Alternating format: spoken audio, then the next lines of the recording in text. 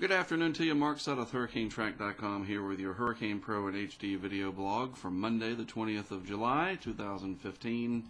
First stop on our tour today, sea surface temperature anomalies. You can clearly see the El Nino that has grown here in the tropical Pacific, but also of note the warm northeast Pacific as a whole. This has led to quite a bit of interesting weather, especially here in the southwest United States. Hurricane Dolores moved up. The remnant circulation of it brought a lot of moisture to Southern California, parts of Nevada and Utah, Arizona. Been very wild weather out there compared to what they are used to, that is for sure.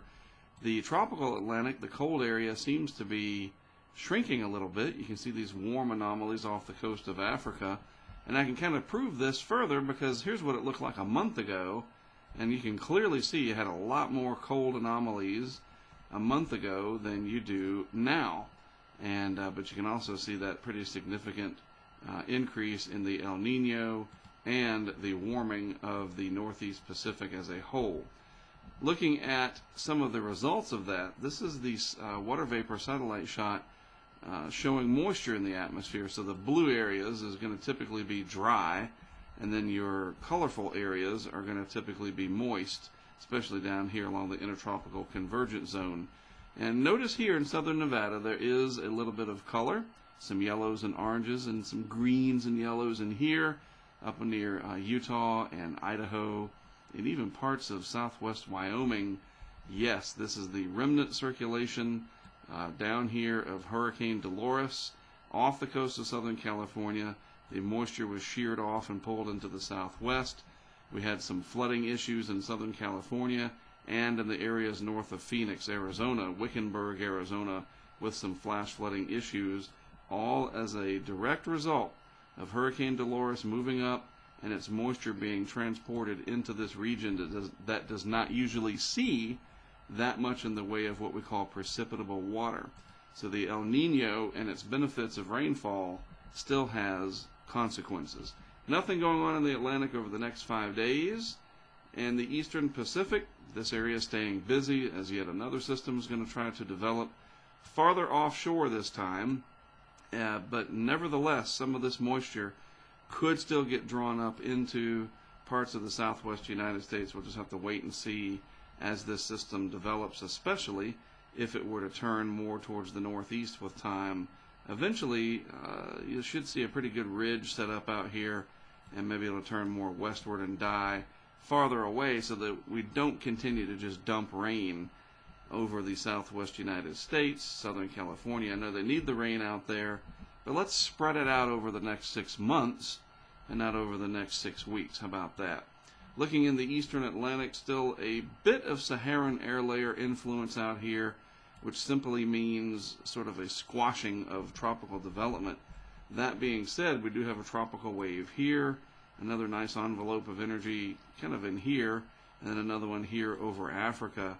And these systems are easterly waves of energy. They will be moving their way westward over time, and they will end up somewhere, maybe the eastern Pacific before they develop. They are at a fairly low latitude here. But that also means that they're kind of low and away from the Saharan air layer, and they have a little bit more moisture to work with. But the bottom line, we're still having, something fell in my office. It's probably the cat, the office cat plaguing the office. We still have these tropical waves out there, and they're going to end up somewhere. So we have to watch them as they propagate westward over the Atlantic. Even though they may not develop in the main development region, you have to watch what happens later, especially when you see, for example, that the GFS and its ensemble members trying to develop a fairly strong MJO pulse in the western hemisphere, and that would typically support development of tropical systems, but the Euro and its ensemble members not quite as aggressive with that amplification, but nevertheless perhaps aggressive enough that if we look at a 10-day snapshot here from last night's run of the European model, it shows a little tropical system here near Florida, maybe another one near the Carolinas, and then another one offshore. Don't take this for exactly what it's showing. The details don't matter this far out. I think we have to look at this more like, well, the euro showing a little bit of an amplification here in the MJO, the GFS much more strongly so. So something like this is not out of the question. Probably not going to have three of them lined up. But maybe something in here would be where to watch as we get towards the end of the month. So even though things are quiet now, we may transition towards a more busy period in the Western Atlantic later on. We'll just have to wait and see. All right, well, that's it from me for the week ahead, unless something develops. Actually, I'm headed to Miami, Florida, to meet with the National Hurricane Center this week on some storm surge projects that my team and I are developing. And once I'm down there, maybe Friday morning at the end of the week, I can do another video blog for you folks on Hurricane Pro in HD, just to catch up on things in the Pacific and the Atlantic. So why don't we just say that on Friday will be the next update. Until then, have a great rest of the week. I am Mark Sudduth for HurricaneTrack.com, of course, Hurricane Pro and HD. Stay cool out there. It is brutal hot in the east. I'll try to stay cool and on my drive to Miami. And then I'll talk to you again from South Florida on Friday.